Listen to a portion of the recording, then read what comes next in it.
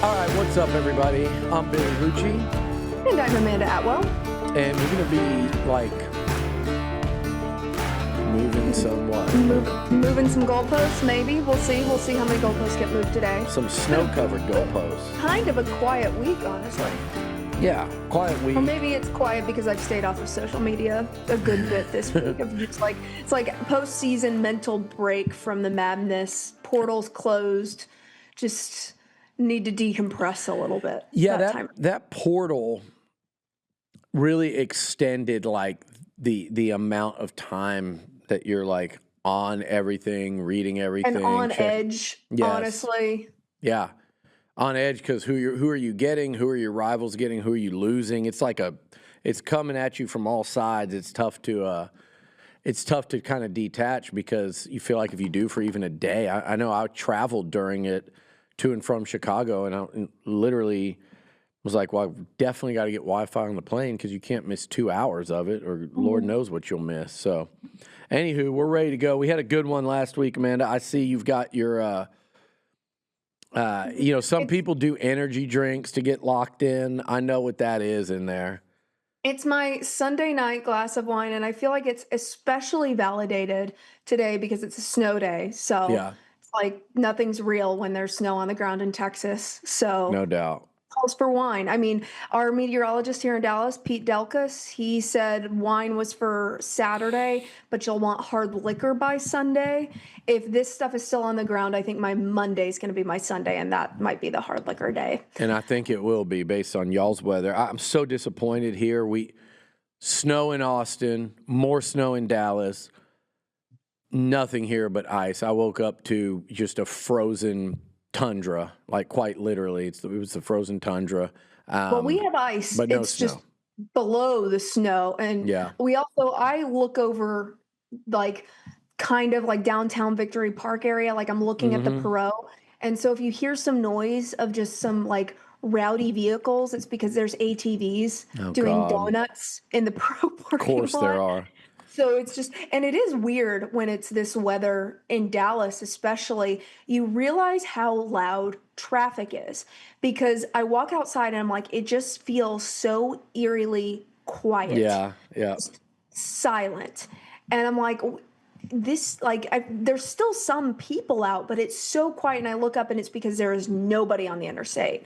Like there might be a single car every so often and there's hardly anybody driving by. There's just no traffic noise, which it's very peaceful. Went on a walk. Highly recommend if you're in DFW. It's great walk weather. It's quiet, except watch your step. Do not slip and fall. Yeah, I did that today and I decided to bring Griffin back home. He loves the snow. He does not like the ice because he's just stepping on that hard ground. But I took him home because I was thinking I was too distracted, and it takes away one hand. It's like you're going to hit an ice slip for sure.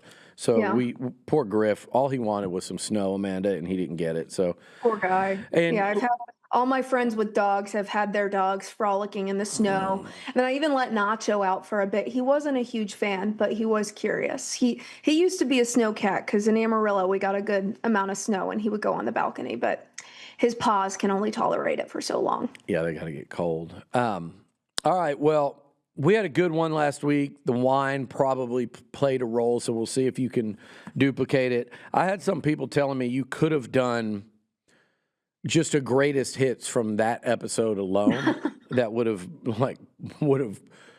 caught fire. Well, it's the best time of year. It's talking season. We don't have football to talk about anymore, so we do need to set the tone. It's talking season, and fortunately, even though A&M had arguably the better season, Texas at least got their lick in at the end of the season, so both teams have a little bit of talking that they are able to do. Honestly. You okay over there? Yeah, I was going to say, speaking of talking, I was just thinking, I don't know if arguably, I don't think arguably. It's okay. What was the score of that game again? Was it, are you going to choke on the Cheez-It? Now that would be funny if you choked on the Cheez-It. Just got to make you laugh hard enough, and maybe your producer will come and need to do the Heimlich. What awful irony would that be? That would be perfect karma. I'm making fun of the Cheez-It ball and I choke on the Cheez-It. I don't know about arguably the better season.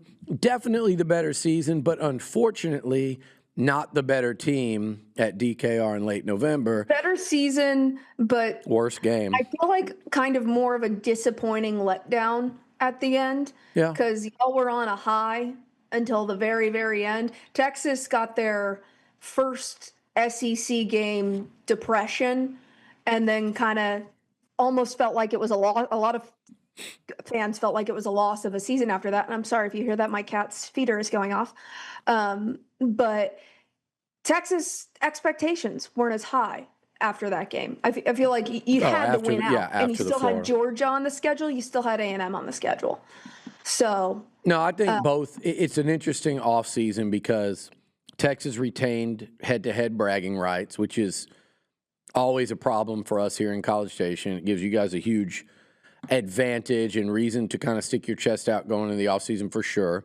The Longhorns finished the season on a decided uptick. A&M lost some momentum at the end of the season, but not with the season, if that makes sense. So it's kind of like a mixed feeling going in. I get what you're saying. Something to be proud of, not the result you want, but something to be proud of at least. Making the playoffs for the first time. I mean, playing Miami tough based on Miami's result of the end of the season, even though, I don't know, there's not an excuse for not scoring a touchdown at home. But at the same time, Miami couldn't do all that much either. So yeah, no, I think that at the end of the day, here's what you're at. It was a huge step forward in year 2 under Mike Elko for the program. Yes. But the way it finished, it's not that there should be any I do think there should be a little shame and frustration anytime you lose to your rival. Either way, Longhorns, Aggies, that's how it whatever. is. No matter how good or bad either team is, there's a little shame and frustration when you lose, whatever year it may be. Yeah, and then with the Miami game, the end of season playoff, I just think you go into the offseason with more of a what if. Based on kind of how it ended for your team, your quarterback, you lose so much on offense, including your coordinator. Texas knows how that feels. Last year lost to the team that won the national championship. Yeah. And it was in the 3rd round, but at the same time, it's kind of the what if. What if the play call was a little bit better at the end of the game? A lot of people said, you even said last year that you thought Texas would win the national championship if they had won that game. Oh, yeah, they'd have beat Notre Dame. Either one of those two. Yeah, I absolutely think that. But you know what? What ifs don't win. They're not games. Nothing good comes from a hypothetical win. And let me say something about hypothetical wins here, because this is going to be something I think that we agree on. And I don't think A&M is sitting in the national title game playing Indiana because they essentially played Miami even for 59 and a half minutes. You can't go transitive all that way. Yeah, that's a few too many transitive games to assume. Do I think A&M could have beaten Ole Miss at a neutral site? Sure, maybe not. Do I think that A&M could have beaten Ohio State? Sure. Do I think I felt better about that after watching Miami and Ohio State in person? Yeah. Do I think Ohio State was still the better team? Yes. So there, in no world was it a guarantee that A&M was going to go win the next game. But just like anyone in that playoff, and just like your Longhorns, we're all sitting here today going, damn, what if? What if A&M could have got past that one? What if Texas could have got in the field? And that's everybody except Indiana, including Miami, including the Aggies, the Sooners, the Longhorns, all of us. So Notre Dame. Well, I will say, at least there's not many what ifs for some teams that didn't score a single point. Yeah. So, if you know. That is true. I don't think Tech had a what if because. No, there's no what if when you don't score a single point. It's one thing if it's a 1-score game. It's a whole other thing if you can't even get on the board. And that's an Oregon team that ended up, the next game getting absolutely taken apart. Just crushed by half. The game was over midway through the second quarter to Indiana, if not after one. I think after one quarter, it might have been 21-0. So, yeah, Texas Tech, if there was a fraud watch legitimately, it was them because they came through the lesser conference than anybody else outside of I don't want to hear anything from the Big 12 anymore No. at this point. Not with Texas what beat they're the doing. ever-loving hell out of BYU twice, and then goes on to get Tech. smacked by Oregon, who then gets smacked by Indiana. Yeah. Listen.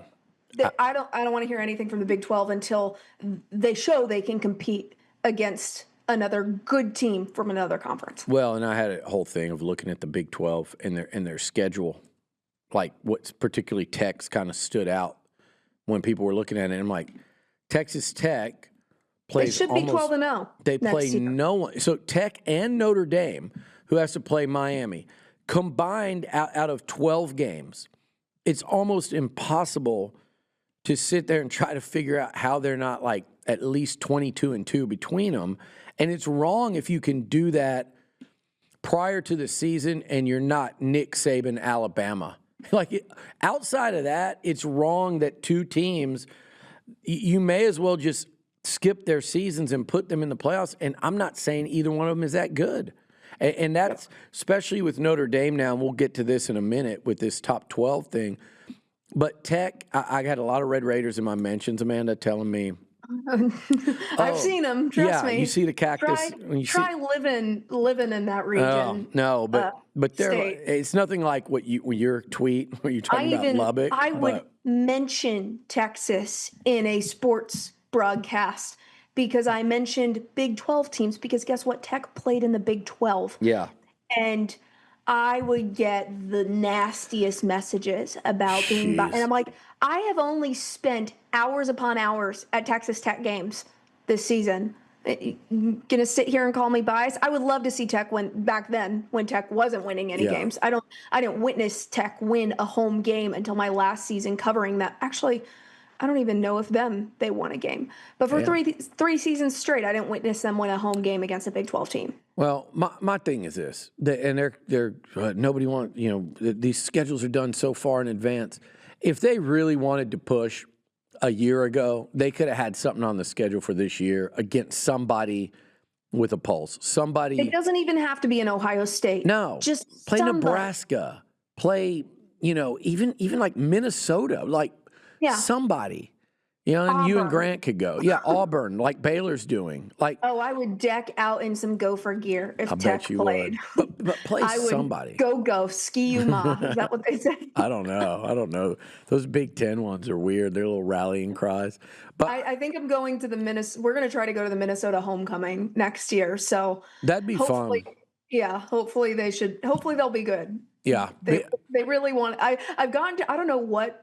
The Twitter algorithm is wild because on the For You on the Twitter algorithm, I've started to get Barstool Gopher and like a bunch of the Gopher outlets. And I'm just like, is Twitter listening to me? Yeah, absolutely. I guess so. I'm just going to say that the other day, like, I don't know if it was the shoes I was wearing or something, but like my big toe hurt. And I was like, I thought in my head, I hope those shoes didn't give me like an ingrown toenail, right? What are we talking about right I'm going to tell you, algorithm. I didn't say it to anyone. I didn't talk about it like I am now, so now I'm really screwed. Did you Google it? No, nothing. I just, in my head, I thought these shoes are way too tight. My toe hurts. Hope I don't mess up my toenail because I had to wear them like all day. And I didn't tell anyone. I didn't complain. It just went, and all of a sudden on my Instagram are like these things for like ingrown toenails. Never verbalized it. It was one thought in and out of my head. It's the weirdest thing ever. It's a good thing we are not a live show because I can just imagine somebody tuning in right now and being like, you're talking about ingrown toenails on a sports podcast? They probably would have got scared and thought maybe Arch had one or Marcel. Been like, oh my God. Arch did have foot surgery. So I don't know. Did you see that Arch had foot surgery for a minor injury? I did. I assume he was probably playing through that at the end of the season. Unless he heard it in the bowl. I haven't heard what they've said. I think they said he was playing through it. After a lot of plays, he looked a little beat up, but that's just kind of how Arch looked at some point with how he would just take hits a lot of the time. So you just kind of anticipated him to be a little beat up, but they say it wasn't a big concern. He'll be good for spring ball. There were a couple players from Texas that got operations at the Yeah. end of the season for minor injuries, but at least they're all minor, no That's ACLs, nothing to keep them out for spring ball or that's extended pretty. I period mean, of that's times. that's common, par for the course. Yeah. You know, you have so many guys that like as soon as the season's over, they have a shoulder surgery or Hey, that was me after soccer season. After every college soccer season, I no got a knee shit. surgery. Yeah, and it sounds like you could be having more, but Yes, look, yes. I think that's normal. The only thing I'd say is you don't want a mobile quarterback to have foot issues, so hopefully they got rid of that and like it was a fix I and mean, it looked like it nothing. wasn't bothering him. So, I mean, and I will say, Not in the I bowl feel like game. I have way too many stories that relate to injuries. I broke some bones in the bottom of my foot. I believe it was my junior or senior year of high school.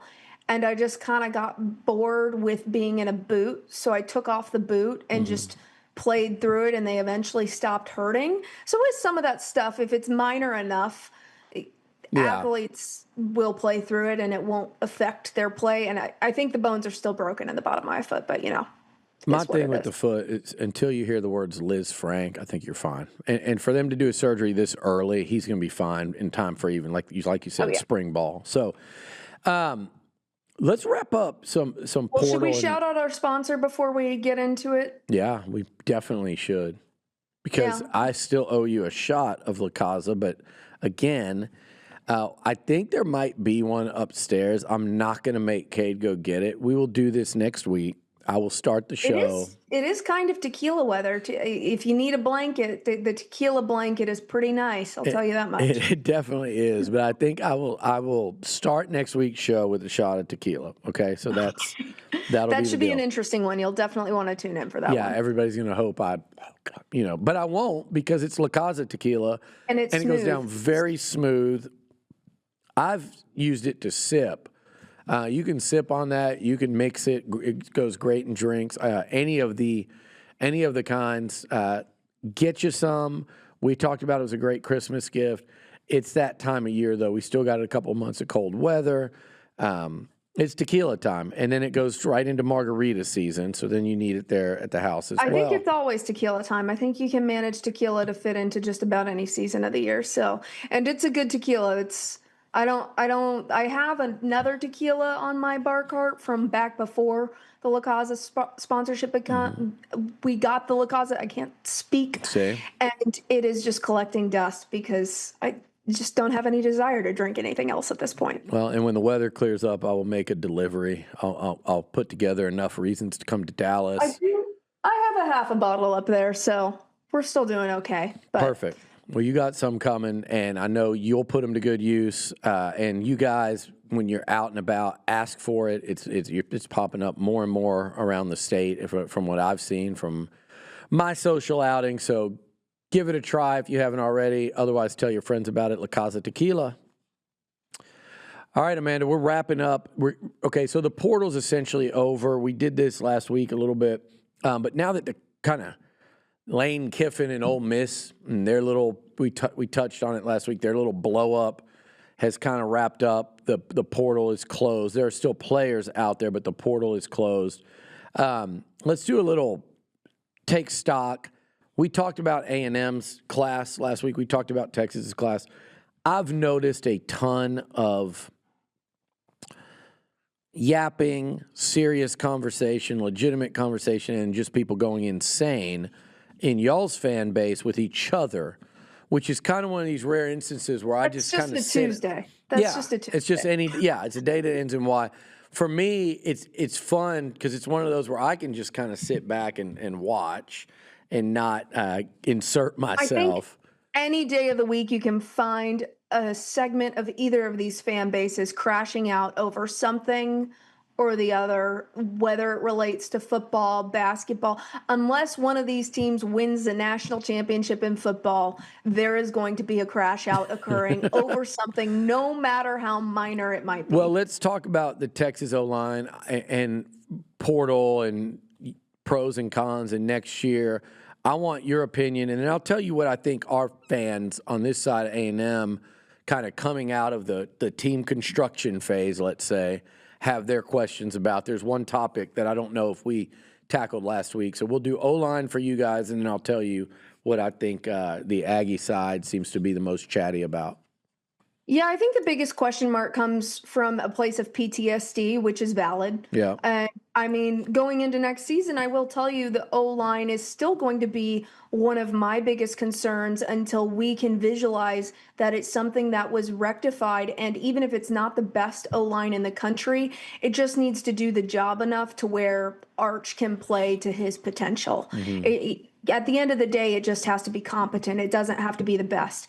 And I think On Texas posted a good article about this. Texas fans, if you're not a member of On Texas, highly recommend. It's, I think, the most level-headed conversation about football as far as boards go. It's a good word. Yeah. I think the biggest concern that you should have going into next season with the offensive line is penalties, because the offensive line was the most penalty-prone group, which was, I mean, aside from the breaks in coverage, that's secondary would be the penalties. The one thing I would say that is different from last season is you have more experience coming back this year. So Texas is scarred from having One starter. single starter returning. If 3 starters returning this year, and they have 5 players that have starting experience returning, which was not the case last season. There's 2 that are pickups from the portal. Sikorsky and Siani were pickups from the portal that have Oregon State and Wake Forest? Yes. Guard and tackle. And the next concern I would say is depth, beyond who's starting depth, which I understand. I think that is the one area as far as the portal goes where I would probably give Texas a C- is the offensive line. You added some good tools, but you didn't really add enough depth to be super secure in. I mean, players get injured. You're playing longer seasons than you used to. You're set up to play a 9-game SEC season, that's a lot of physical football. Say it, Amanda. Say it. SEC grind. The real. SEC grind. It's tough. Actually, well, it now exists. It's much more. I mean, 9 games is rough. Existed.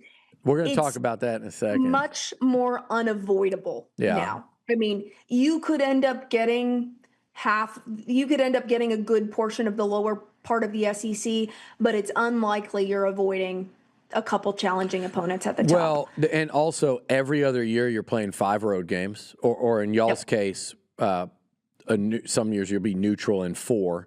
But, and then some years you'll be, you lose that home game. So, I mean, you're playing on the road more, number one. I think the days, Amanda, of us arguing about who got dealt, and not just us, OU fans, LSU, Alabama, whoever, the days of any fan base arguing that another team has or ADs or head coaches or whoever argues about such things, all of the above, I think those days are over, because I don't think anyone's going to have it easy anymore, period. And the Aggies did have it unexpectedly easy last year. The Longhorns had it famously easy year before, because we all argued about it all year. I think that's behind us for everyone, and it's good and bad. So I'm going to dive into one of our topics then real quick and just say Greg Sankey and the SEC in kind of going to that 9th game, and I don't know if they felt that push. We're skipping way far ahead in our topic. But it's we're on it now. We're on it now. So I'll just put my pen here and put a line through it. But you better have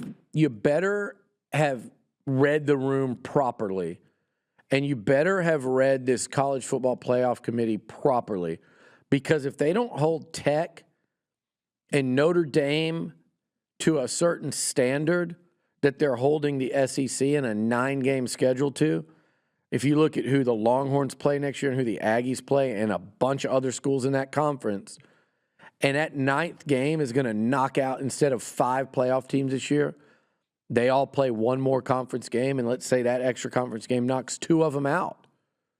You better have a formula that has changed a little bit to where you hold teams like Tech and Notre Dame or last year's Oregon accountable for playing these Cake Cush schedules in comparison.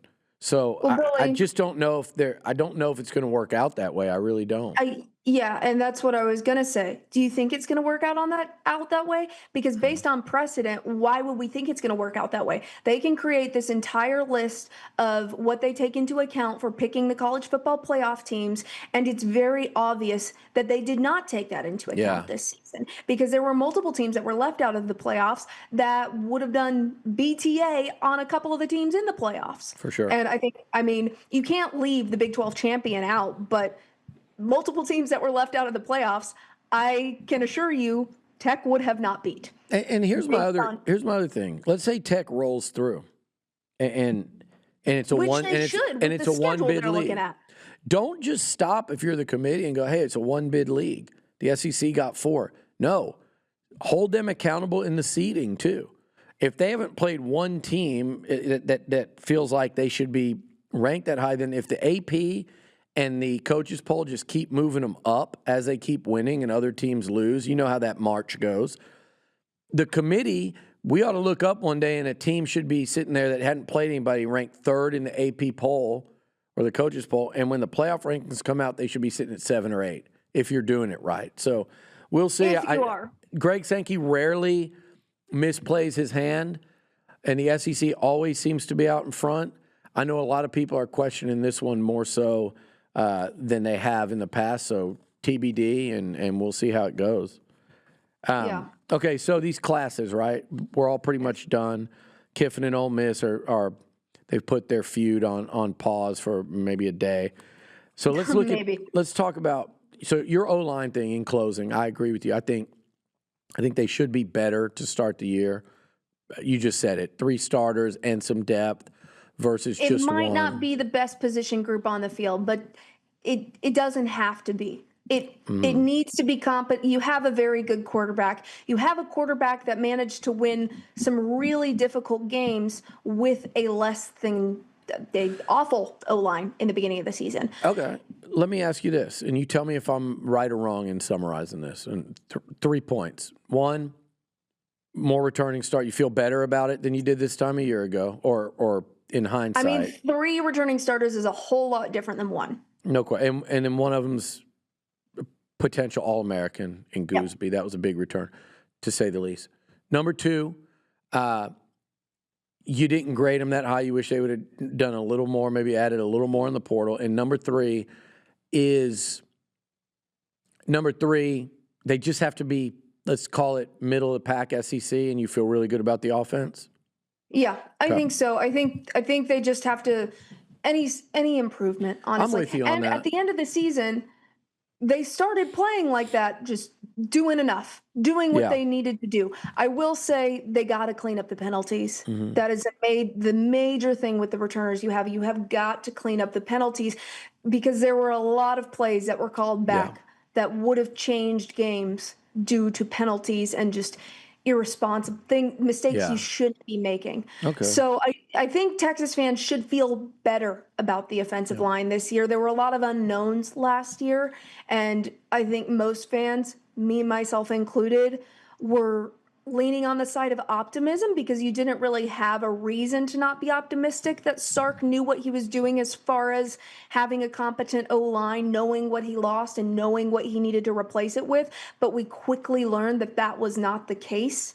So this year, I do think there's enough difference between what they were looking at last year to feel a little bit better about it, even though I completely understand being scarred from missing the playoffs and losing to Florida and just having a less than, Texas having a 9-3 season and being utterly disappointed and saying it was a failure, that's a whole lot different than the Texas you were looking at 10 years ago. Yeah. So. All right. Lane Kiffin crowned himself again the portal king. The media, the ass-kissing Lane Kiffin media, as I'm going to start. I'm trying to not roll my eyes right now. Yeah, as I'm going to start putting it, I am so disappointed in college football media for being scared to call out Lane Kiffin unless you're someone that covers Ole Miss. But these national types that have to cover the whole league or national college football, very few people will cross there's like an imaginary line with Lane that people seem scared to cross because he's so good to have access to. And I don't know if that comes from up high or where that comes from, but it's disappointing to see so many people like really, quite frankly, just kiss his ass at every turn. I will He say doesn't there were some deserve fans. it. He doesn't need it. He's going to do fine at LSU regardless.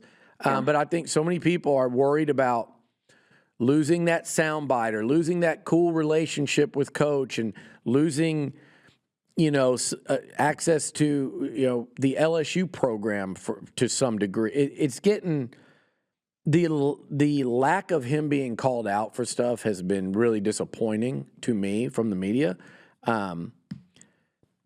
But here we are, Amanda. It's a number one recruiting class. He's the portal There are some king. fans that are not happy with him for some recent behavior. Yeah, some fans of his own team. he'll do things all the time. You on can social. go look that up yourself. We're not going to bring that up on this podcast.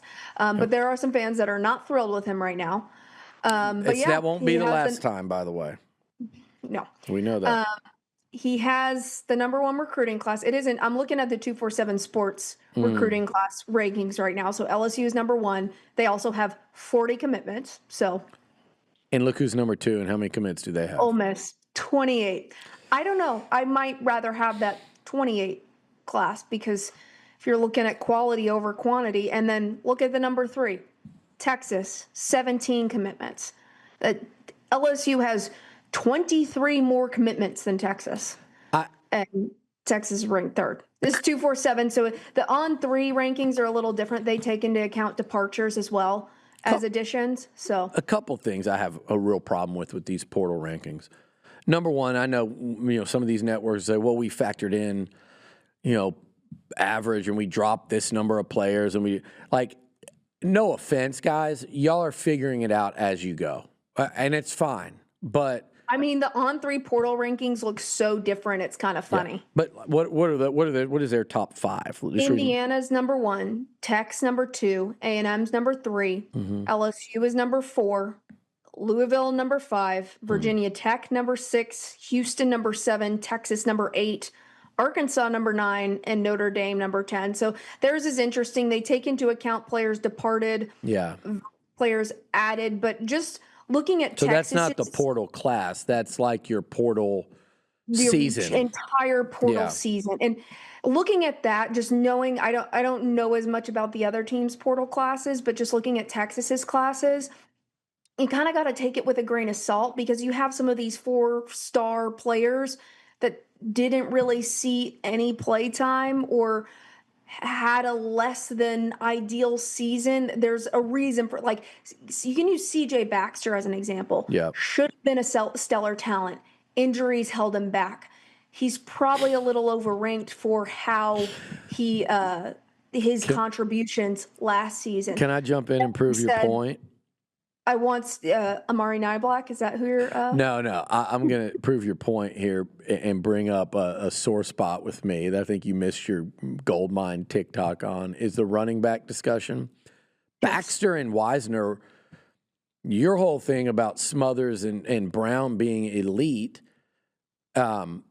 which I had one of my good Aggie friends say I watched that segment and it was like, he goes, have you ever seen a train wreck? And I said, no. I'll try to post it on TikTok. I will say I tried to post it. The TikTok was down this morning. Really? Every time I've tried to post a TikTok recently, it's done something weird and not posted or been in review forever. So I haven't posted in a while, but I'll try to post that after this. Yeah, because I think your people will love it. But here's the thing. So one of my buddies was like, oh, that was like watching a train wreck. And I said, did you disagree with her? He said, no. I go, did you disagree with me? He goes, no, because I knew what you were trying to say. You just didn't say it right. And she crushed you on it. But the delivery. Yeah, but I'm backing you up here.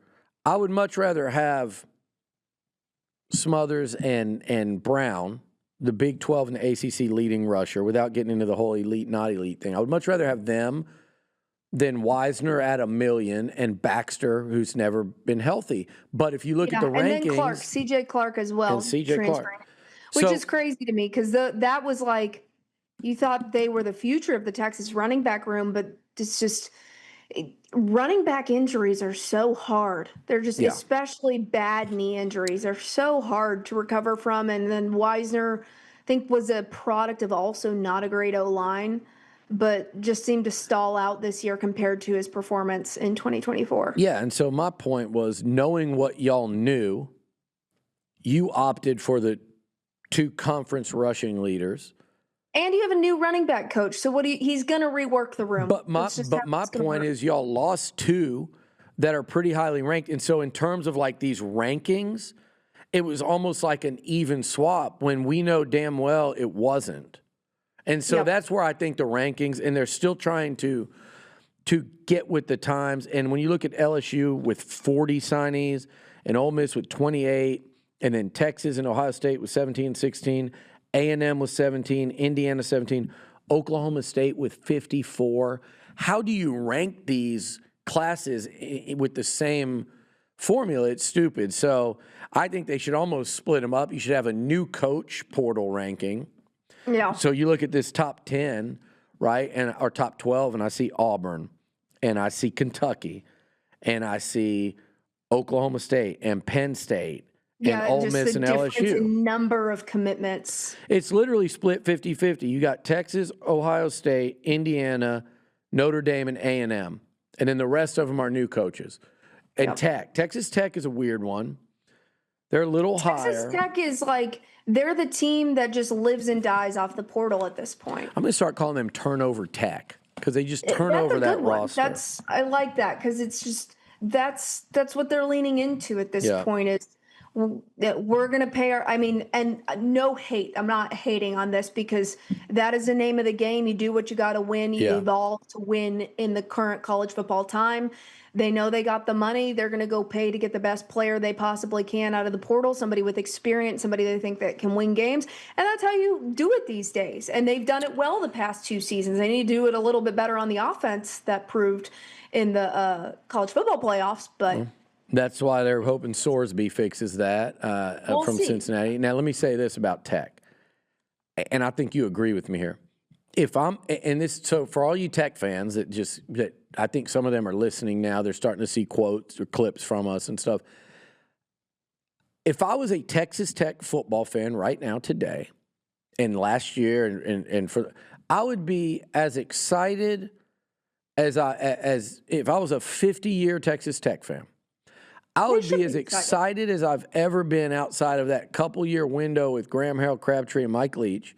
I don't want to hear that name. I know you don't. I know. And I know. I see y'all brought Gideon back so we can complete that whole trifecta.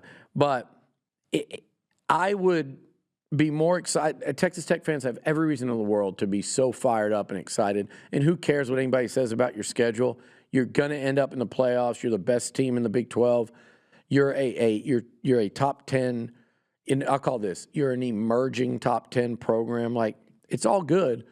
Don't take it personally when people say your schedule should be held against you. Don't take it personally when people say we got real questions about your offense going in the playoffs, because it's not personal, and it's not hating or trying to keep you out of the club.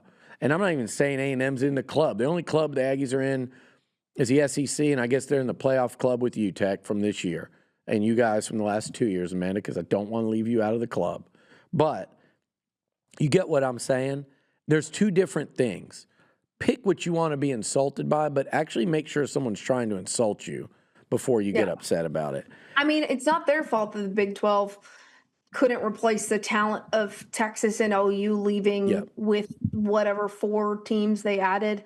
It's just, I mean, it's going to be a hard thing to do, to replace those 2 traditional programs with teams like Colorado and teams like Cincinnati, teams like BYU. It's just not the same. And trying to act like it's the same or it's better than what it is isn't going to get you very far. And I mean, the Big 12 wasn't exactly the strongest conference when Texas played in it. No.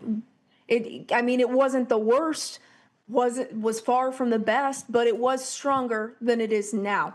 You had Oklahoma State who had a pulse. You had TCU who had a pulse. You had a couple of more good than years. that. Yeah, you had a couple good years from those programs. When OU and Texas took the slip before OU, and then towards the very end, OU took a little slip there. But before that happened, or when that happened, Oak State and TCU were as good as they've ever been. So they kind of filled that brief void. I had a lot of best friends at Oklahoma State in college, and they loved to come to Austin for the games because guess what? They beat us every single time, and it was very depressing. I used to love that.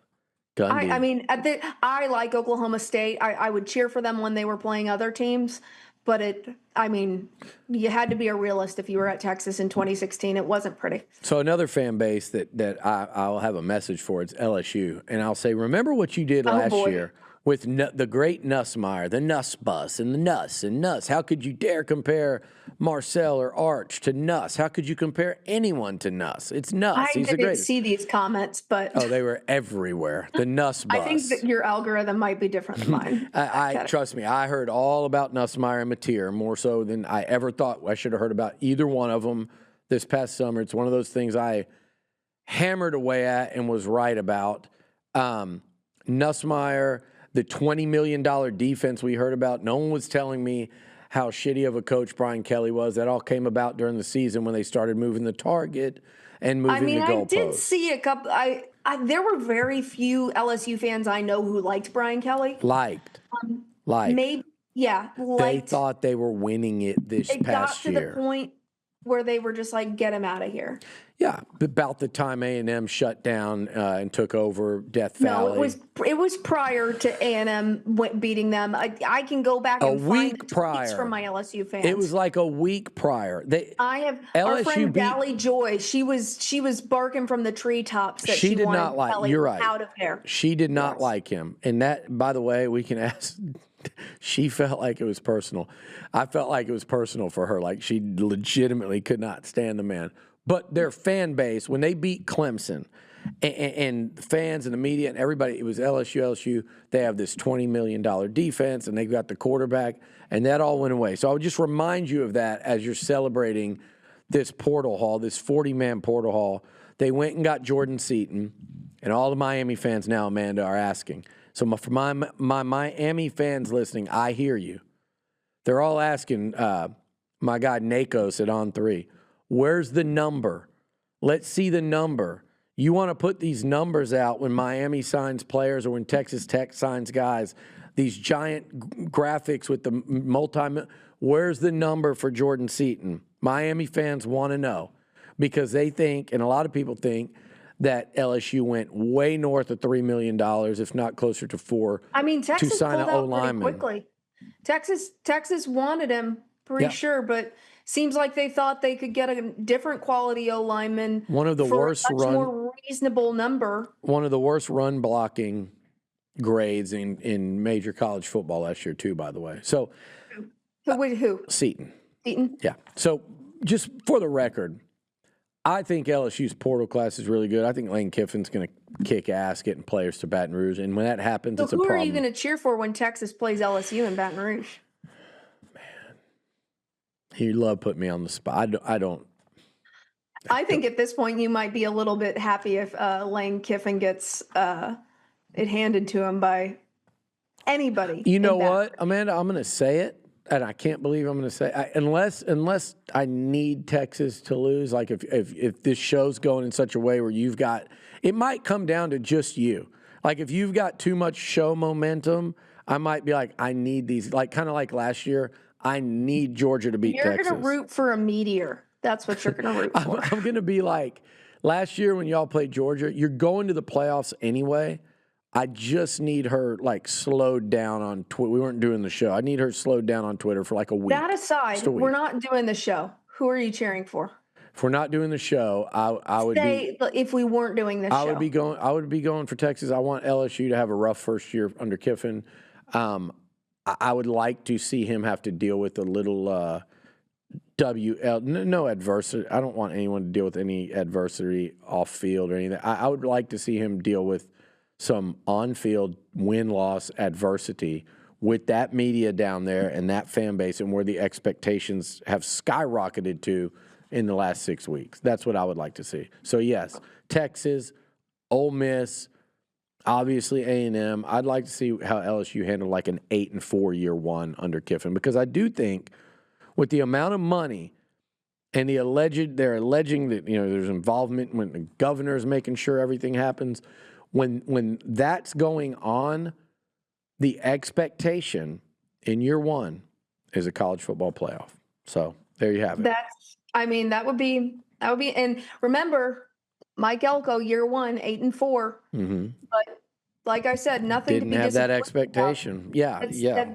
That wasn't, I don't know if that was the expectation for Aggies going into year one with Mike Elko, was making the college football playoff. You just wanted to see some level of improvement. Yeah. And I think you saw that in year one under Mike Elko, and you should be very happy with what you got year two under Mike Elko. That's a sign that he's holding the standard that you want. The standard should be making the college football playoffs.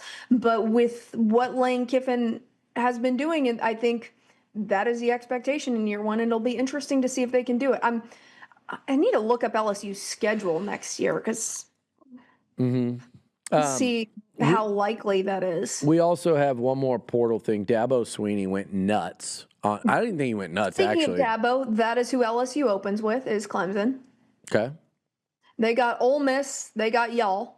That's an interesting September for the crew over Then there. they have Kentucky, Mississippi State, Auburn. So should be a light. them. Yeah, should be a light little Then they breather. have Bama and then us. Okay. So, but those are both home. Mm-hmm. They have Tennessee at Tennessee, and then they have Arkansas away. Okay. So I'd say pretty it's tough kind schedule. Of a 50-50 schedule. Yep. You got the pending Auburn, Kentucky, and Mississippi State and Arkansas being drastically rebuilt. You got a kind of a half and half schedule there, and have some of your most difficult games at home. Like you guys play in Baton Rouge, we play in Baton Rouge, Alabama plays in Baton Rouge. So their most difficult games they get at home. Interesting. Well, speaking of Dabo, he went off on Pete Golding and Ole Miss for tampering. Just keeping this short because there's a whole story there. Everybody listening probably knows it. Involves a linebacker, transferred from Cal, went to Clemson, signed with Clemson, agreed to a deal, was taking classes at Clemson. Classes. I honestly have been kind of out of the loop this past week because I've been taking my mental break from social media and not realize he was enrolled in classes. So he was enrolled in classes. Pete Golding texted him when he was in class. They had records. They had text messages. Dabo, there's an 8-minute video where he's great accounting for every step of the way, what happened, every step in the process. Austin Thomas, I shouldn't forget his name. He worked here for Jimbo. Austin Thomas at Ole Miss allegedly said in the text, hey, Pete's going to do what Pete does. This has nothing to do with me, to Clemson's ops guy. Just a messy situation, but Dabo called it out. And I applaud Dabo Swinney because what he said was... A few times I'll be on Dabo's side. Yeah. This one... And he said to all you coaches that want to bitch and complain, if you don't do what I'm doing right now, and until more of you start doing that, then everybody just needs to shut up because nothing's going to change. So, we understand tampering because you got these agents that will send you, and he mentioned this too, the Purdue coach, Odom, said this. The agents will send you a list and say, hey, here are the Texas players that are going in the portal. Like a month left in the season. And they'll say, here are the Aggies that are looking to go in the portal. So everybody knows. It's not this secret. And then if you're in the media, they're getting it, these national media people, because they're cutting side deals with agents that are affecting, by the way, their rankings. Don't kid yourself for a second, because they're beholden to these agents now that they're taking favors from them. That, by the way, is your national media that you believe everything they say. But anyway, until these coaches, so that tampering is one thing, but stuff like they're alleging Golding is doing, until more and more people start calling this out, I'm going to be really interested because he did turn it into the NCAA. And if they do nothing about this one, Amanda, then it opens. Why would you ever not? Yeah. Why would you ever not? I think tampering was something that everybody kind of assumed was happening. This is a different extent. Yeah. This is pretty beyond. Hey. There's some kinds of tampering where it's like, that's towing the line. Mm-hmm. This is a leap across the line to the other side. Hey, Wingo. Hey, Colin Simmons. Hey, Mario Craver. I'd be just as angry. Hey, Marcel. here's $1 million raise at where you're at. Here's what you do. Drop out of school and then come here in June to start summer school. Drop out, withdraw from school. Here's an extra $1 million. If they don't draw a line somewhere, that can happen. So it's just a mess. It's just a total mess, and I'll be interested to watch that. Yeah, I'm starting to feel like, I don't know. Initially, when NIL was introduced, my take on it was like, great, players get name, image, likeness. They get paid.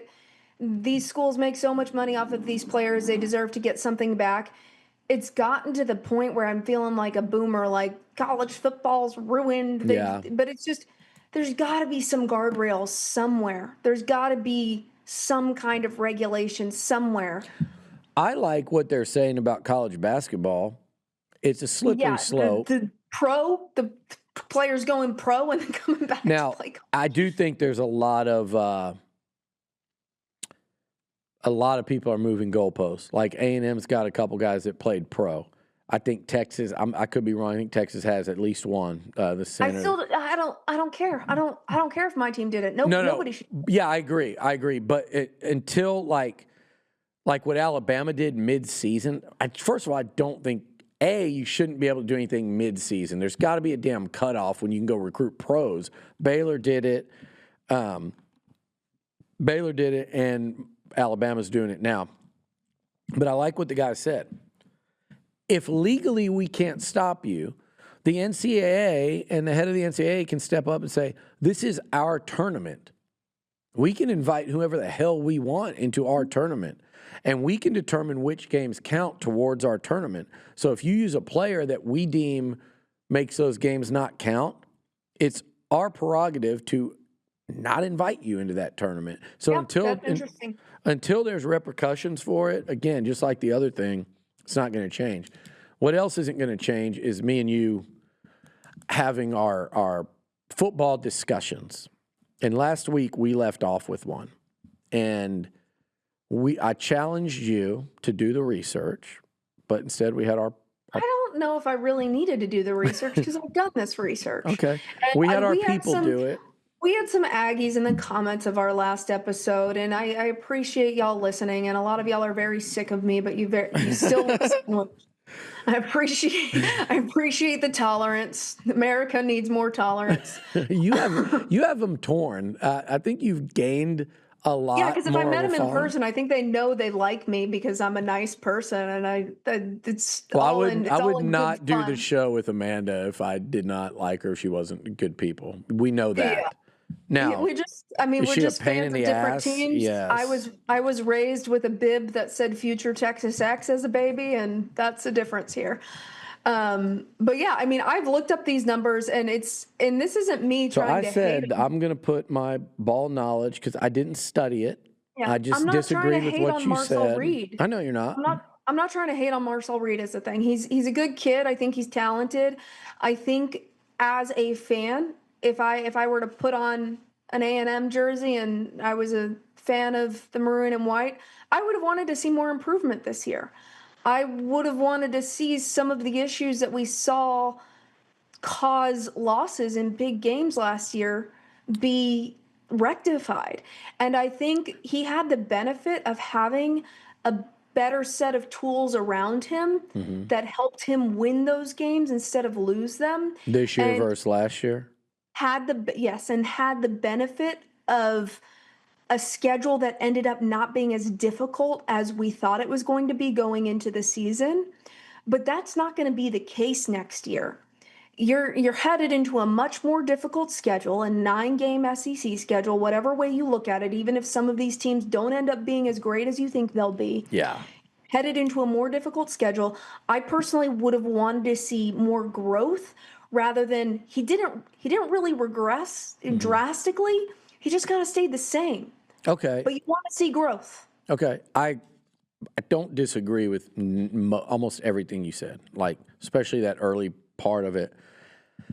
And this is where I just off the top of my head, I said the quote. I was like, we're going to put our ball knowledge up against each other next week. And this is where I came in, where I said, because I called him one of the most improved quarterbacks in the country from 24 to 25, and that was where you kind of put your foot down and said, no, I don't see that at all. I don't think you can call him a quarterback that has 12 interceptions a most improved quarterback. Well, so we looked up. There's numbers. There are numbers that you've got them in front of you that would support what you said, right? I mean, that if you look at last year to this year, and we did them with just Power 5, Power 4 games, right? Do you And have? You have to assess the ratio because he played less games as a starter. We did last year. So per game. Do you have those in front? I sent those. I think we have them. All right, y'all, if you're looking for a clean energy boost on game day or honestly any day, check out Catalyst Pure Performance Energy. This stuff is built for people who want energy without the junk. We're talking zero sugar, no artificial colors or flavors, no preservatives, and no artificial sweeteners. Catalyst gives you a steady, non-jittery stream of energy thanks to natural nootropics and the same caffeine as a cup of coffee, so you get focus and endurance without the crash. And the flavors, superberry, pomegranate, power, orange dream, citrus spark, cherry, lime charge, and grapefruit, all refreshing, never syrupy. So if you want to fuel your workouts, your late night study sessions, or your Saturday tailgates, grab Catalyst Pure Performance Energy at a store near you or on drinkcatalyst.com. Ignite your performance. So, Amanda, per the stats would seem to favor what you were saying. I would say they're, yeah. And the interception ratio, that's my biggest thing is turnovers. You can have a mid-range quarterback, ball security will win you football games. Yeah. I saw the number. I think, what is the interception to TD ratio each year? 24 and 25. Interception to TD ratio for 2024 was 1.83 touchdowns to 0.83 interceptions. Mm-hmm. 2025 was 1.3 touchdowns to 1 interception. Yeah. So that's a regress. It is. Slight. It's not drastic. No. It's not dramatic. But you want to see improvement in that category. You want to see better decisions. I agree. And I do think that we saw a guy this year, though, that was a little more willing to put the ball at risk. So there was kind of a high risk, high reward. He hit some more big plays this year. But it is. But at the same time, a lot of those interceptions were not really high risk plays. They were just bad decisions. They were bad decisions throwing the ball in a place where it's obviously going to be intercepted. And especially when it comes to thinking of the Miami game, you had another down. You don't put that ball at risk if you don't have to. You don't force the play, especially if you have another shot at it. No, and the same can be said about Texas down the stretch there, especially that last one down there by the goal line. Yep. And I think the first interception sealed it. The second one was just kind of icing on the cake. I mean, the second one, honestly, there was like 3 minutes something left at the 20. Like if you score there, it was demoralizing though. Yeah, that kind of thing is just demoralizing. Yeah, no doubt. So I'm with you on the turnovers, and there was 8 in the last 3 meaningful games. Yeah. And if you go back to Missouri and 8 in the last, that's not a good number. No, and if you go back to Missouri and LSU, there were 2 in Baton Rouge that he overcame because he played so great. Yeah. But and none against Missouri. But that's 5 games of 10 turnovers in the last 5 meaningful games. So I get what you're saying there. I just think I will say he had the benefit of better receivers this year too. That's true. So he did have receivers but I mean, my thing is with receivers and quarterbacks alike, they bail each other out every so often. The quarterback will bail out the receiver will bail out the quarterback. But you have receivers like Casey Concepcion and Mario Craver. You should be completing some passes. Yeah. And what I'll say, and this will be kind of my pushback, I guess, on this was going to be this. And by the way, these people, instead of me saying it nicely like a pushback, they want me to yell and scream. But I'm like, y'all see what We don't she's yell and scream here. We just, I mean, I get a little sassy sometimes, but there's no yelling and screaming here. So here's my thing. I think stats point to you being right on this. I just watching the games, the wins he had and the games he won this year versus last year, and just the significant moments. Kind of you can bring up kind of the end of year ones, but throughout the season, I just think you saw a guy that played with a lot more confidence and was just a much better quarterback based on the games he won versus the year before, when it was really. What were his most significant moments to you? Well, if you went back to 24, I would say it was. We're going to talk about this season. Okay. Just this season, just to look at progress. Obviously, their obvious one would be Notre Dame. That was, I mean, I still think it was the best game of his career, that one. And I think the one in Baton Rouge. It was a conference game. Yeah. Well, do what? You wish it was a conference game, so it had a little more. Yeah, I don't even. That part doesn't weigh into me. I know it does you, but that's where I mean, it's still a big win. It's a big win on the road. It was a massive win, and then LSU on the road, and I would say just winning in places like Fayetteville and Columbia, Missouri, to win those games. And then even, again, I know we disagree on this one. Winning in Fayetteville when they're the last place team in the SEC? Yes, Fayetteville. They didn't win an SEC game. I get it, but it was a game where you had to score. I think A&M scored. You had to score 45 points to win against the last place team in the SEC. Yeah, so he had to kind of go out there and play flawless football that night. Okay, I'm going to just leave that without any further comment because I think it speaks for itself. So those are the ones mainly. I won't bring up South Carolina because he played such a role in the first half of that one to have to do what he did in the second half. So let's just kind of put that one somewhere else. But yeah, just some of those moments he had, I think were a big leap forward when you look at like the whole body of work for him. It was an improved quarterback that had some really big moments and some key, pivotal games for them. You know what you would be saying if this was Arch Manning? What would I say? You'd be talking about the quality of opponent. You'd be leaning in heavy on the quality of opponent. Probably. I mean, you have one very quality opponent on that list. You have Notre Dame. Yeah.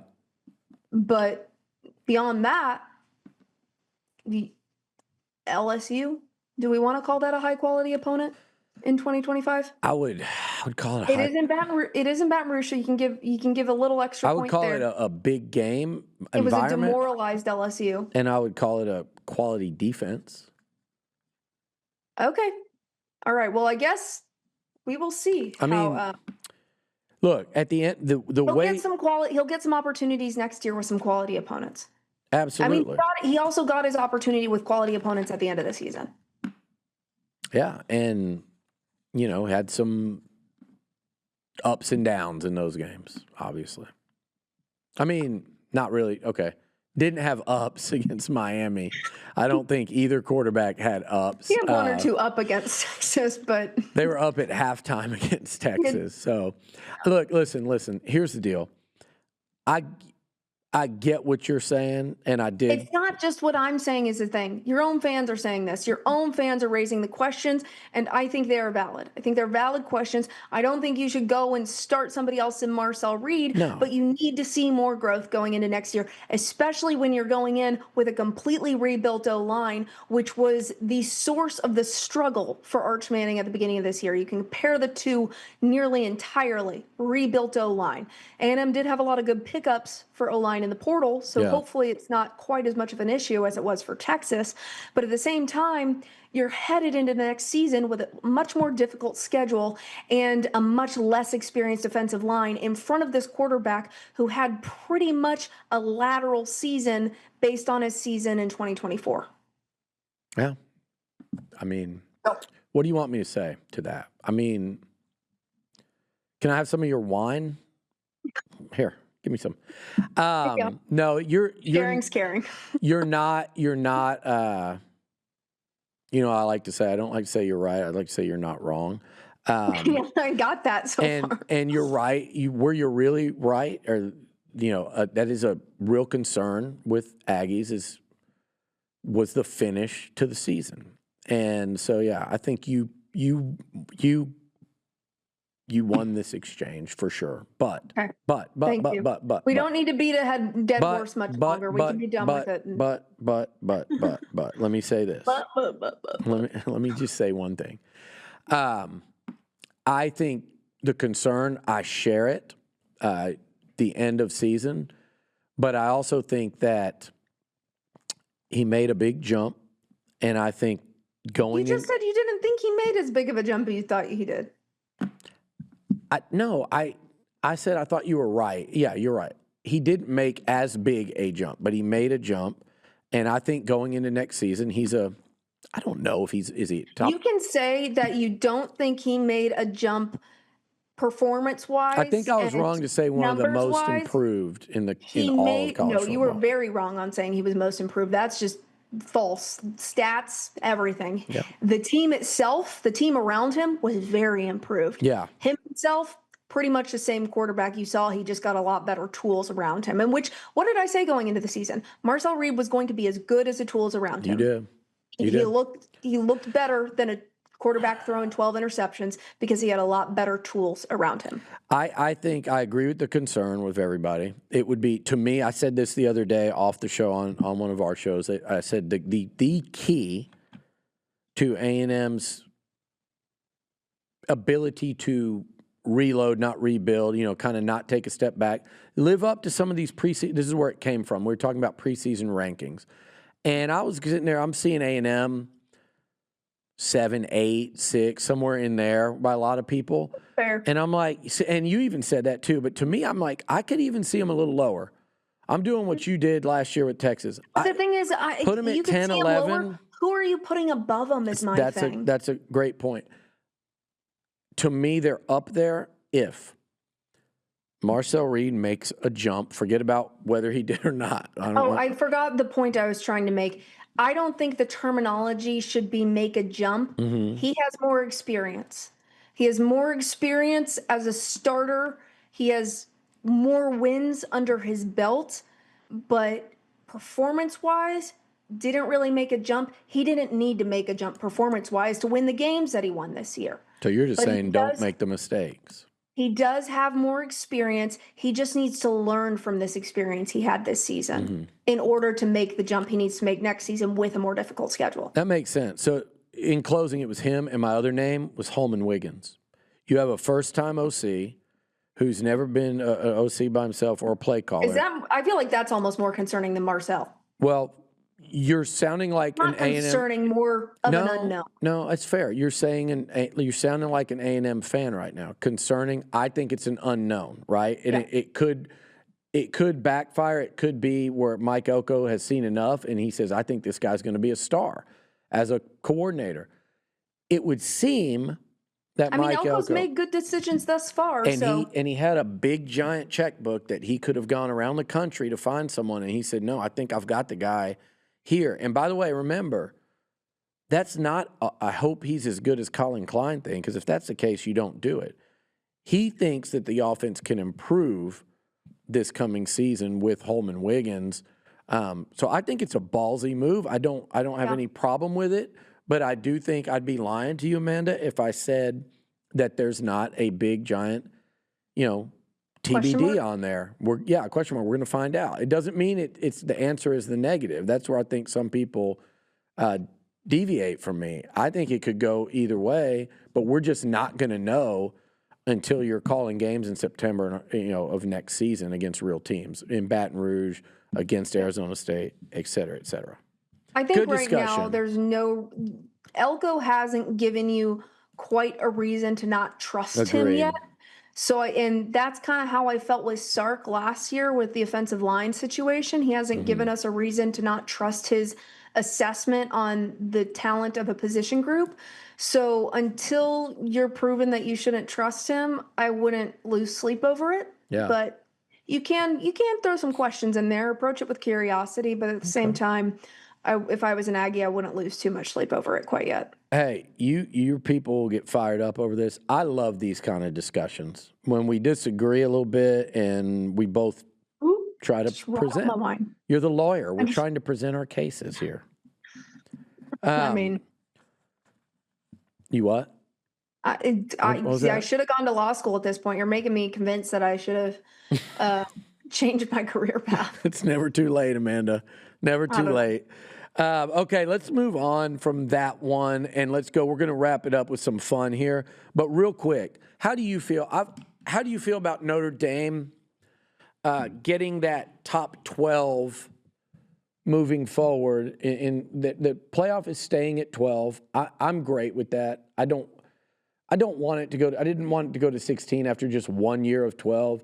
I think 12 is fine. I know Texas fans may or may not disagree with that, but I think you guys were fine with 12. You just wanted it to be in your mind the right 12. Teams. Yeah. And I don't disagree on that. I don't disagree with you on that at all. And I don't want Notre Dame getting special princess treatment. Yeah. Yeah. Join a conference. Join a conference. Well, you don't deserve special princess treatment just because you are not in a conference. I'm so sorry. I think everyone prove it on the field throughout the year or join a conference. I think everyone is so kind of put out and I'm so done with them. Yeah, they're over the Notre Dame thing. I used to not despise Notre Dame, but at this point, I'm sick of it. I think Marcus Freeman is a really likable coach. I think what he's done there. But my God. I want Texas to take them off the schedule. Not because I want Texas to take talented teams off the schedule, because I want them to take Notre Dame off the schedule. Replace them with another Michigan. Like, I want another talented team there. I just don't want to give Notre Dame the benefit of having a good game on their schedule. I love what you're saying there, because if enough teams do it, and if the committee actually holds a crappy schedule against them, that might be the only way to keep them out of that top 12. Because, again, they just don't. That Notre Dame, I would bet you money today, Notre Dame will keep out, and they're going to keep out that 5th or 6th SEC or Big Ten team. Hell, if it would have been this year, they would have kept out Miami. And who looked the most deserving to be? Forget about Texas or Notre Dame or Vandy.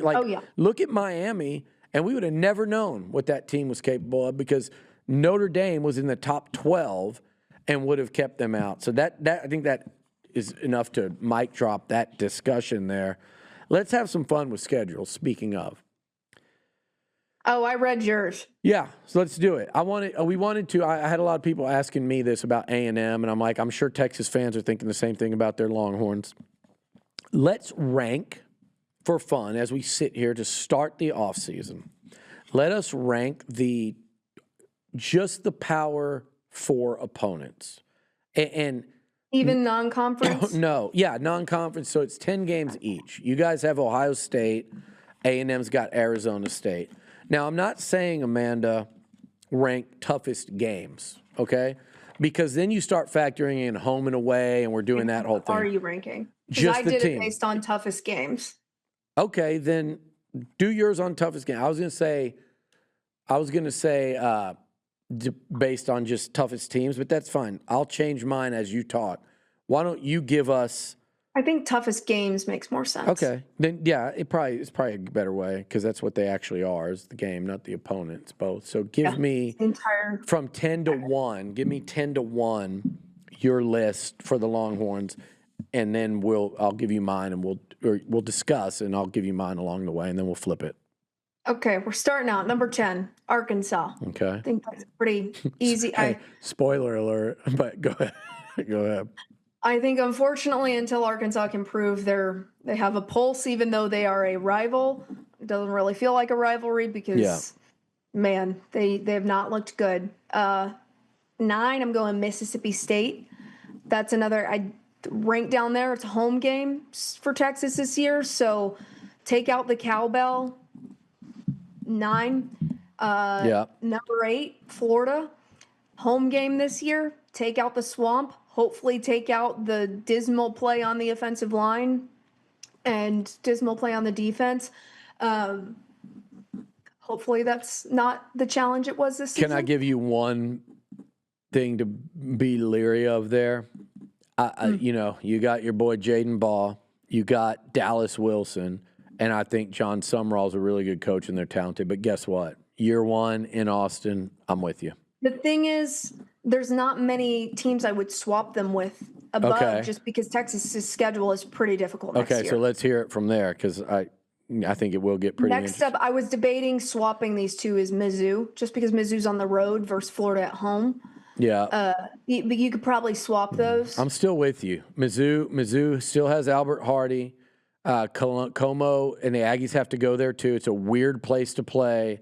And Drinkwitz, especially if they get the receiver from Ole Miss that is in the port, he's committed to Missouri, may or may not go back to Ole Miss pending Chambliss. So, yeah, I would put Mizzou ahead of Florida, and they've got Austin Simmons as their quarterback.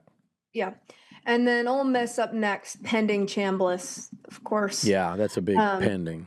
It is a home game, so a little bit benefit of the doubt there.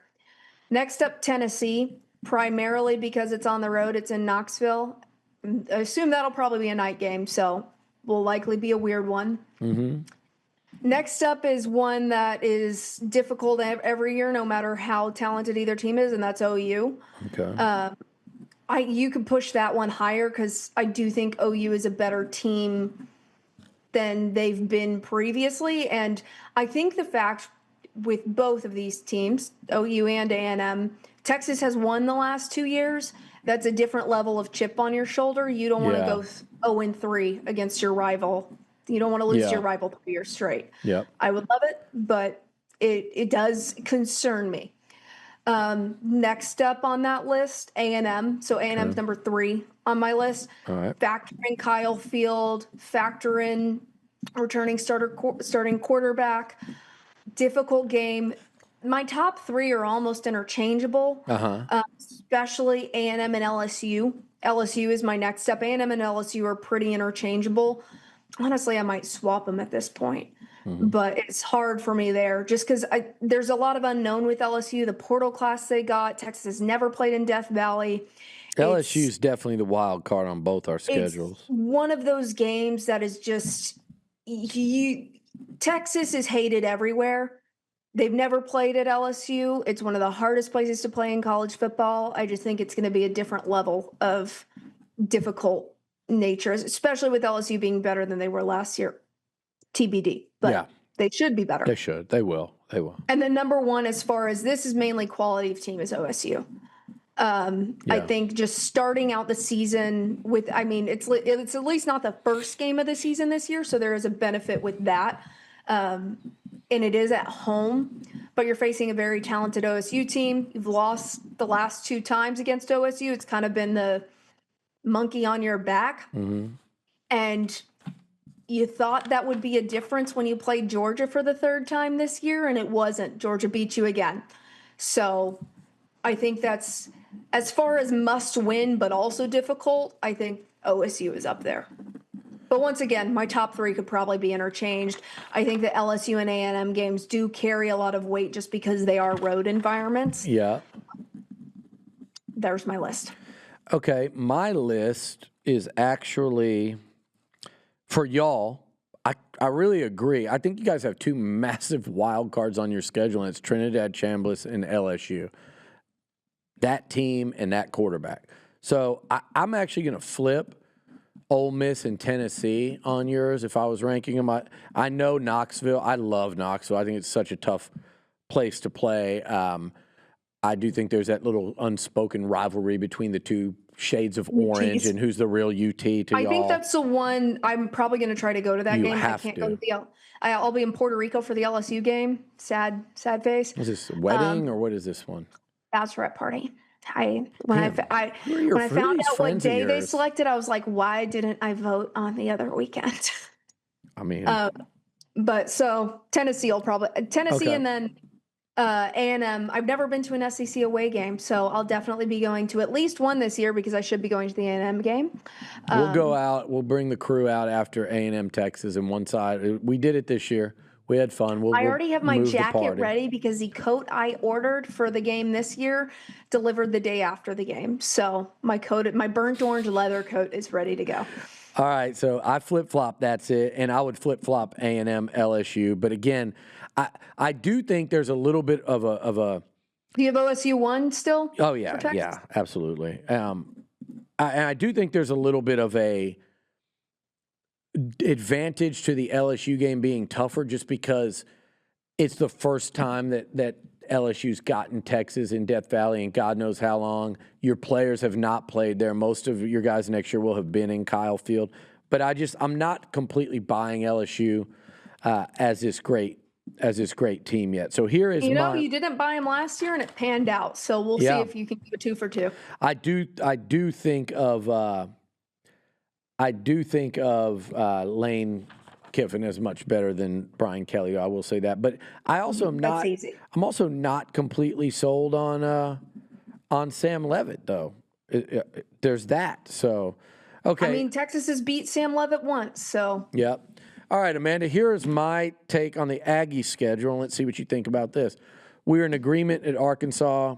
They went and got the Memphis head coach. It's not a real popular hire there in Fayetteville, and I think Taylor Green was such a good quarterback for them.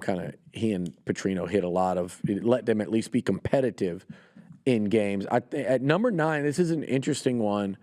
I was going to make a note on this one. I have Arizona State at 9. I know on the thing I sent you I have Kentucky. Okay. I was about to say I would swap those at least because I think Kentucky has some additions this year that make them a little bit more formidable than they were last year, which isn't saying much, but at the same time. Both are at home. I think a lot of people are going to make Kentucky be like, hey, they're going to upset somebody. Everybody's going to be real high on Will Stein. I do like Dillingham a lot, but I think losing Levitt and Tyson and Raleek Brown, they just lost quarterback, running back, receiver. I know they brought in some nice options via the portal, but I'm going to go ASU 9, which, by the way, I've got them 9. That would be number 1 on Texas Tech's schedule next year, just saying. Kentucky, fair 8. assessment. Here's an interesting, I've got Tennessee 7. I'm not, and A&M gets them at home. Is that Knoxville or is that home? It's College Station. Okay. I'm That's just fair. not buying Tennessee. I think they last year was a bit of a letdown, but I'm like, I don't trust their quarterback position. I know they figured it out with Aguiar last year. I think they fall a notch. And so at 6, this one will get you because this is the game that I did some digging on South Carolina. The thing is, South Carolina shouldn't have been a challenging game for you. I know. And I'm not So even. it should be ranked lower. I don't think so. I think if you'd have ranked last year, yes, like for sure. And I'm not. Think they're better this year? Yes, I think they were a big letdown last year. Remember how people had them really high? I thought they were not going to be good. I was right. So there, I'd say I hate when you get me talking in circles, and then I end up agreeing with you on something I fought you with a week ago, which I just did. But Well, you just said you were right, and then realized, oh, yeah, we only beat them by 1 point. I don't even care. Like, how many times can you catch me in something that it phases me? Like, at what point do I just go, yeah, sure. You know what the thing is, women have great memories, and anybody watching this who has a wife, your wife remembers everything. Yeah.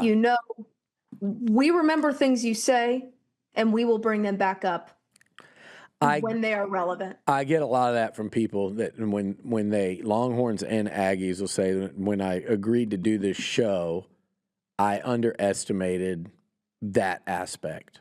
I mean, ask like my boyfriend. A woman's memory, and then also they would say I underestimated your football side, but that part I didn't.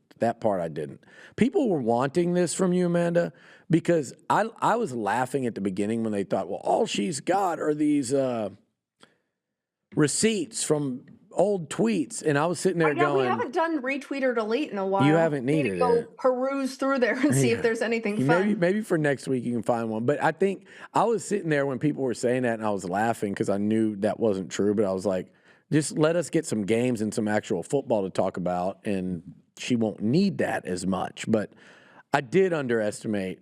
Well, we mainly needed that to fill content Yeah. starting the podcast without a football season to actually talk about. And I feel like we prefaced it saying, like, this is talking season. We're just having fun right now. And then when we started football season, it's like, okay, the receipts go away because we're about to create, we're bookmarking right now because at the end of the season, you're going to bring them back up. Unfortunately, I've come to realize that you are like create your own on this show every week. That's a few weeks ago. I kind of realized that. I'm like, well, this is Remember the new. when you tried to clown me for bringing out my Arch Manning jersey? Yeah. Do you still want to clown me for bringing out my Arch Manning jersey? When did you? You brought up the video again. You were like, play this video again of me wanting to put on my Arch Manning jersey. Oh yeah, that was probably like after Florida. Probably after the Florida game or something. After Florida. He figured it out. I don't really have the like. It's karma. You can't. I don't have the fight too soon. Like I don't have the energy to or the desire to clown you on anything because it's going to. I know it's going to backfire. Kind of thing. I did. You have to wait. You have to wait until the receipt. It has full end of season. If Arch Manning completely fell off a cliff, then you pull the receipt. Otherwise, I can now re-pull that receipt of you trying to clown me about Arch Manning, saying, "Guess what? Arch Manning beat you." Okay, we're gonna pull that. Here's the deal. I should have used the two best clips we probably could have, unless your running back one goes crazy. The two best we could have had, or maybe this week's Marcel. I mean, you're gonna have a lot. The two best we could have had though were you doing the laugh when I said I had A&M in the playoffs, and we've gone through. We know why, but it's still a great clip. Like you literally just like. You did have Texas in the playoffs at 9-3, which was interesting, but. No, I had Texas with a loss to a team that wasn't Florida. I had A&M in at 9-3, Texas at 10-2. Okay. But you laughed at my A&M playoff one, and we know there was a little different reason why, but it's still a great clip. And then your Arch one. Yeah, you just looked like a scared puppy saying it. Yeah, because I knew what you were going to do with it. I was just like, damn, but I do think they're going to get in. And then there was, and then there's the Arch one. So we could add two really good ones each way. We need to probably pull those out one time just for fun. But going back to it, I said South Carolina, and here's why. They lost to A&M by a point. They lost to, they were really choked one out against Alabama at the end where they were just running. They needed a first down to end that game, and they fumbled. So they should have beaten Alabama. They damn sure could have beaten A&M. Both of those games, I think both of those. No, the South Carolina was at home, and there was somebody. Oh, and they gave Ole Miss fits too. So 3 playoff teams they gave real problems to, and they bring back Lenora Sellers and Dylan Stewart. I think those are 2 of the top. If they'd have been in the portal, they'd have been 2 top 10, if not top 5 players in the portal this year. And they brought them back. I think they added some in the portal, and they went out and they got and you're not going to like this name, but they got Kendall Briles as an OC, which I think is a major upgrade over what they had. So I think my friend that went to South Carolina is also not happy about that name. But. Yeah, well, a lot of people don't get happy about that name, and I don't even think he's a great OC, by the way. I think he just will be an upgrade for them. I think Sellers will be a bounce-back player, and it's in Columbia. I put them at 6. I put Mizzou. You know what, Amanda? I'm flipping them. I'm putting South Carolina at 5, Missouri at 6 in terms of toughest games. We went through what I think about Mizzou. At number 4, I'm putting Bama, and I damn near could drop them to 6 or 7, but I'm putting them at 4. They are the great unknown on A&M's schedule as far as I'm concerned. I mean, if there was a crash out from Bama this year, just imagine the fan base. There was a true Bama crash out of just not being good this year. There are some people that look at that schedule and say, Are they 7-5 or 6-6? What is their schedule? I haven't looked at it. It ain't easy, and they're starting over at quarterback, and there's no real – the way that season ended, I know they beat OU, and that was a big one, but they got stomped I was by a Georgia. big Roll Tide gal that day. Yeah, you were. We all were. They got stomped by Georgia and Indiana, though, in 2 of their 3 to end. You talk about A&M. A&M had the ball to try to cut it to a 3-point game against Texas in the red zone there at the end. A&M had the ball at the 5-yard line to try to send the Miami game into overtime, first with 4 downs to do it.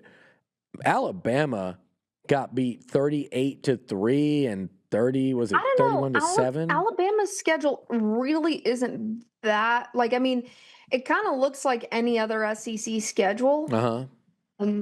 Aside, like they have Auburn, which is a rivalry game, so that's always going to be more difficult than most. But they start the season with Kentucky, South Carolina, Mississippi State. They then have Georgia, so knock that on as a potential loss. Then they have A&M, so another difficult one. LSU, Vanderbilt without Diego Pavia. We'll learn a lot about Vanderbilt this year. And then Auburn. Okay. So it's not the most difficult. I would trade for it. So would you. We'd both trade for it, especially y'all with that Ohio State one. Number 3, I have LSU. I do think, all that said, they're going to make a big jump under Kiffin, and you give him some of the weapons he has and the athletes he has, and it's in Death Valley. We both have to deal with that. So I got them at 3. Here's where it gets interesting. I have Texas at 2 on my list. I saw this. This was interesting. And OU at 1. And part of it is that we are in Norman. Versus not that great of an I know, environment. but you give up Kyle Field. So, and I know Texas won at Kyle. I know you love to say that. Well, Kyle Field is a hard place to play. Texas was just by far and large the better team that year. True, and one of the best in the country. But so you give up Kyle, maybe more so than playing in Norman, right? We agree with that part. But it's on the road, and I just think. How good do you think OU is going to be next year? I think they're going to be pretty good. I don't think they're going to be like great.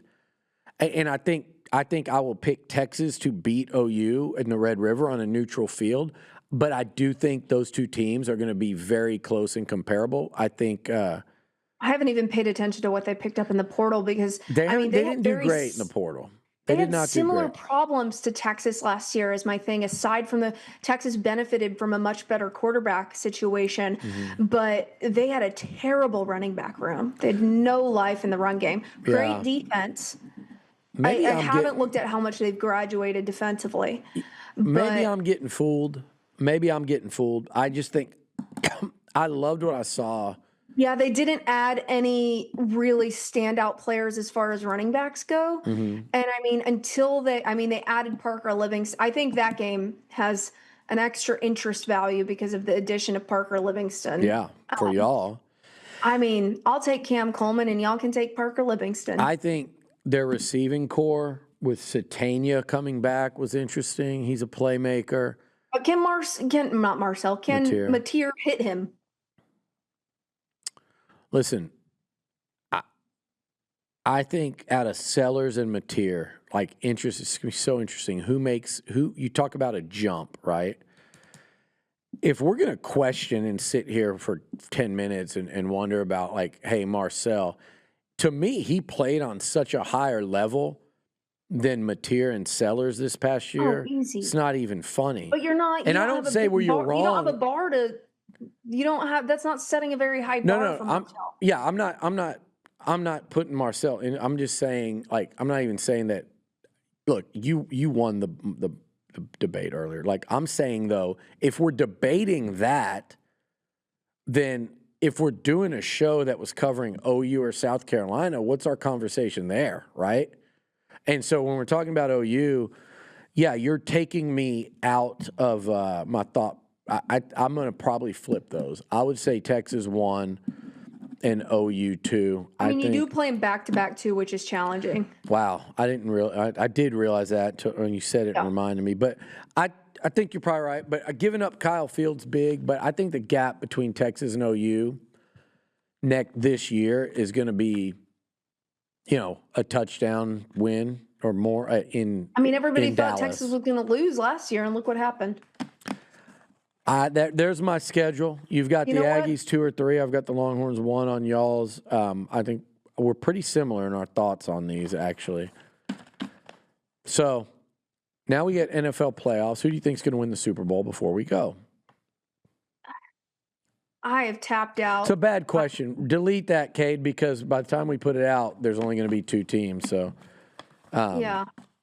All right, Amanda. That was a good one. Did you just have one glass of wine? I'm going to start having wine next week. I just have one. Just a single glass. You know what we should do? No. We need Full to nightcap. We need to live up to what we were saying we're going to do, and we need to mix a drink on the show each week. I used to do that when we started the show. Like, I mean, did we record on Saturdays? Was the thing? No. Okay. You can have one Sunday drink. I only exclusively drink on weekends, so it's much. We'll alternate mixed drink okay. and wine. Like we'll do, and then I'll pick alternate. I thought you meant like we're gonna make a mixed drink with wine. It's like I'll make a spritz. And I've got a pretty good wine. Like not a good wine, but like I can bring in different types of wine and we can discuss. Maybe we need a wine sponsor next. I'll take that.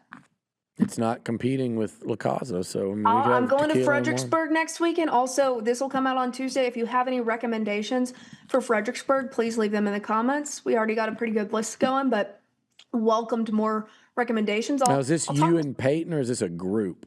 It's me and Peyton plus like 3 other. It's like our OU group, the girls that went to OU plus 1. Oh, cool. Peyton's college sorority sisters, and then one of my best friends from working in Amarillo. Fun group. We had a lot of fun at Texas OU. Well, but yeah, so if you have any recommendations for vineyards, and maybe I'll ask some vineyards and see if they want to sponsor a podcast. Does that mean I have to come down on Sunday and do the podcast? We need to do another live one soon too, for sure though. So we'll figure out when and do that. Maybe it's here, maybe it's in Dallas. Maybe we'll go. Yeah, we need a guest soon. Get some guests in. Well, we're gonna get Casey. Casey wants to do it, and then we'll go from there. Yeah, start filtering in guests, and maybe we do like a Las Palmas, and then we do the podcast. I don't know if we want to record a podcast after going following dinner in Las Palmas. That would be a damn good one. I feel like I think your producers would get sick of us. They'd be like, "Get these drunk asses off of our." I think you would probably. I would say something mean about like Arch or something, and you'd probably punch me. So, which I would take that for the show, like for that clip, and then anytime and be like, "Hey, Amanda, remember the time you punched me on the podcast?" And you'd be like, well, it was the Las Palmas margaritas. Blame it on the tequila. Yeah, you're like, they don't use La Casa. It gave me a bad buzz. All right, well, let's get to it next week, and maybe we'll record Monday. I'll give you a day to recover from Fredericksburg and bundle up because it's going to be cold again next week. I'm bringing out my grandmother's fur for Fredericksburg, so stay tuned to the great picture. And I might they have a hat store in Fredericksburg. I might go get like a custom cowboy hat and my grandmother's fur. It'll be a great Fredericksburg. Yeah, y'all are going to have photo ops for days down there. So have fun and a good fun show. I'm going to go watch a little playoff football and stay warm. All right, sounds good. All right, I'm Billy. And I'm Amanda. And I've tried to move some goalposts this week. Yep, move some goalposts. Snow got in the way. All right. Yeah.